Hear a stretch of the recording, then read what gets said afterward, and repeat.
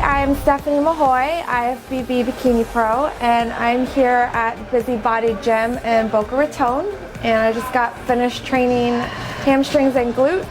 I'm about 5 weeks out of the Arnold Classic, and I'm really excited. This is going to be my first time on the Arnold stage as a pro, and it's also going to be my first competition as a Prime Nutrition athlete, so even more excited about that. I did recently sign with Prime at the beginning of the year, and I'm here with 3 of the products in the female series that Prime has created. And we have Vibrance, which is hair, skin, and nail formula, and that's going to really help your hair get shinier, longer, and I've noticed a lot of improvement with my skin personally while taking it. Then we have Redux, which is a natural weight loss supplement, and there's jitter-free energy from green tea, and then L-carnitine helps with fat mobilization. So any woman can really benefit from that, adding that into their supplementation. And then we have Cleanse, which is our, it's basically going to do what it says. It's going to help your body, detoxify itself, helps with liver, immune, and digestive health. So it's really one of those products that is going to help make sure everything on the inside is functioning great. And the great thing is that it is going to also enhance all the other Prime Nutrition products that you might be supplementing with. And all of these products can be purchased on hersups.com. And right now they're actually running a special. If you buy 2 Redux, you get 1 Vibrance free. So go ahead and check it out. Hi, I'm Stephanie Mahoe, IFBB Bikini Pro, and I'm here at the Busybody Gym in Boca, and I'm going to take you through my glute and hamstring workout today. About 15 minutes before I head to the gym, I mix up a scoop of Max HP and a scoop of L-leucine, and I also add some L-taurine into my pre-workout. And then I mix up a scoop of Intra MD and half a scoop of the essential amino acids, and I sip on that about 15 minutes before my workout, all through my workout until about halfway through. This helps me get a really good pump, and then I try to finish it before halfway through, so before I move into cardio, my body's gonna be more prone to utilize fat since it's burned through the fuel already. Here I'm doing cable pull-throughs, which is a very effective exercise that I feel in my upper glutes. I tend to pair that with cable kickbacks. It's a good superset that I like to use. And here we are with the standing isolated hamstring curl. I find I can get a much better mind-muscle connection when I'm standing doing these on a cable versus a machine, or even the lying leg curl. I'm really big on single leg exercises. One tip I have when you do these is to really squeeze and focus on the contraction, not swinging the weight up and down. Really, that goes for any exercise, but especially on these. At the top, I really squeeze the contraction, almost like in a 2-second pause, and that really helps bring out definition when you do that with basically any exercise. The reverse hack squat is probably one of my all-time favorite exercises. I've seen tremendous improvement in my lower body, especially my glutes and tie-in area, since I've been incorporating those the last year. There's several different variations of this exercise, and typically I use it and keep my quads out of the movement by not really bending too much. It's more almost like a deadlift style. In this, what you're seeing right now, I'm actually engaging my quads as well with more of a squat-like maneuver.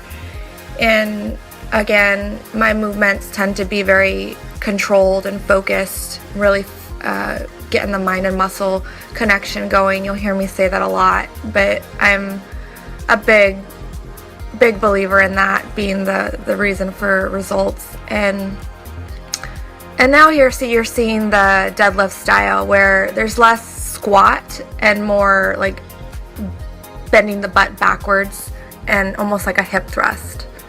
And then we've got the traditional lying leg curl. This is a good one to incorporate basic movements. I'm a big fan of the basics. I don't think that you always need to do all these fancy maneuvers, although they are good for your isolation work. I did about 4 sets of these lying hamstring curls. 2 of the sets were basically warm-up sets, and then 2 working sets, which I did drop sets for, which I believe I did like a 15 drop to 10. I like to incorporate bands into a lot of my training, whether it's warm-up, finishing, or as we're looking at here, I was incorporating these side lateral band, like abductors, almost, I don't know what I even really call them, but my band work I was incorporating with in a superset with my hip thrusts. And hip thrusts are by far my favorite exercise, hands down. When it comes to glute development, I've found that even over a squat, my body, and for the goals that I want, or the physique that I need to achieve for the bikini division, this exercise helps me keep my quads out of it and really engages my glutes.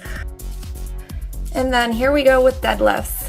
Deadlifts are a staple in my workouts for my lower body. I do them almost every single workout, and in some variation or another, whether it's barbell, conventional, sumo deadlift, dumbbell deadlift, stiff leg, single leg. I'm always changing it up, and I usually start with pretty lightweight just to get some blood flowing into my muscles and get a feel for the movement pattern that I'm going to be doing. I am a big believer on that mind-muscle connection, so I'm not always worried about the weight. I do lift pretty heavy, and these workouts, I tried to go a little bit lighter for, what I was trying to accomplish, but I'm not, one of those people that need to throw a ton of weight on the bar, to feed your ego. There's no point overloading your muscle, and there's different ways to overload your muscle. Time under tension, sometimes is what I'm needing, and I'll do that. And a lot of times that just comes down to, your goal for, that phase of your training. I do like lifting heavy, and I like the challenge. I like to really push myself in my workouts, and as you can see, I'm also a big fan of volume training. I do a lot of volume, a lot of different exercises, and that's just a different way to overload your muscles. So don't always feel like you need to, go out and lift, a house. You can actually get a really effective workout even just with your body weight. Just something to keep in mind. Sumo deads are probably my favorite type of deadlift. I really feel a focus on my hamstring, glute, and the tie-in area. Tie-in's not actually a muscle, but we reference that quite a bit, especially in bikini, and this is definitely a build-a-butt movement. I've seen some improvements once I incorporated sumo deads, and it's also one of those lifts that I can go fairly heavy on. Right now, I'm not. I was going about, I think, 15 reps on this one, and just really focusing on the squeeze. It's always a trade-off when you add more weight to the bar, is sometimes you lose that connection to your muscle. This is a single leg glute press, and it's really good targeting the hamstring and glute area if you can isolate that. And that brings up a really good tip that I'd like to share, is that we all have different biomechanics and different movement patterns, which means we're all going to feel the same exercises in different areas of our body. For instance, lunges were always they always felt like a waste of time for me. I could never isolate my glutes. It was always a quad dominant exercise for me, and so for a while I stopped doing them, and only until about last year was I able to feel them where I was supposed to, and it required me to take away all the weight and just to do them with body weight. I just think it's important to remember that just because you see an exercise being done by, so-and-so doesn't mean that it's going to benefit your body or your movement patterns. So that's why it's important to test things out and to really pay attention to where you're feeling the exercise, because that's going to vary per person. So what's a pump? What does that really mean for a woman? I think women hear that and they might picture Arnold or these big bodybuilders and think, oh, I don't need a pump, I just want my glutes to grow, I just want this. But reality is that what you're wanting is a pump, because the pump is what's going to help you grow. Our bodies are still bodies, and what physiologically affects a man is going to affect us as well. And we all want, most women want our booties to grow, and it's really hard to do that. And that's when the pump becomes critical, and understanding what's happening, I think, will help a lot of women. When you want a muscle to grow, what you're really trying to do is to flush out lactic acid and waste products that build up from your training, and to bring into the muscle new blood, which is going to carry nutrients, and the nutrients are what the muscle needs to grow.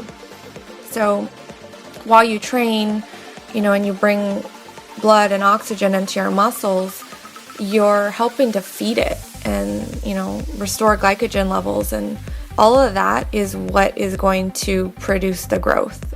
So, if you're training, you want to try to drive as much blood as you can into your muscles, and if you get that pump, then it's a really good sign that what you're doing is effective.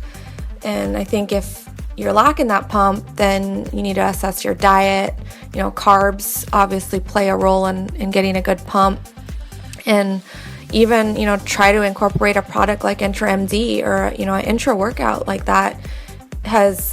It's been night and day for me. I know in my personal training, I get insane pumps off of these new products, Max HP and IntraMD. Body weight lunges, like I was talking about earlier, I'm keeping them with no weight so that I can really feel my glutes. And then we're moving right into wrapping up the workout here. This is a finishing exercise I like to do with the stability ball. Towards the end of my workout, I'm focusing on getting as much blood into my muscles as possible. And I'm squeezing harder, I'm doing higher reps. I'm picking exercises like you see here on the hip thrust, on the leg extension. Basically picking exercises that I know are going to give my body the best pump, things that I've picked up on in my training. It might not be the same for you, but that's why, it's really good to experiment and remember, write it down, keep a log so that you know which exercises you are feeling the best.